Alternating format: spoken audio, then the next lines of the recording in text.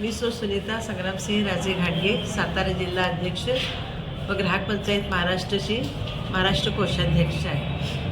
आज 24 डिसेंबर हा राष्ट्रीय ग्राहक दिन। लोकांच्या ह्याच्यासाठी ह्याचे जनक श्री बिंदू माधव जोशी आणि त्यांचे आराध्य दैवत स्वामी विवेकानंद यांच्या प्रेरणेतनं लोकांना जागृत करण्यासाठी, लोकांच्या ग्राहकाच्या हक्कासाठी हा फार मोठा एक कवच कुंडल आम्हाला बिंदू माधव जोशी नानांनी दिलेला आहे।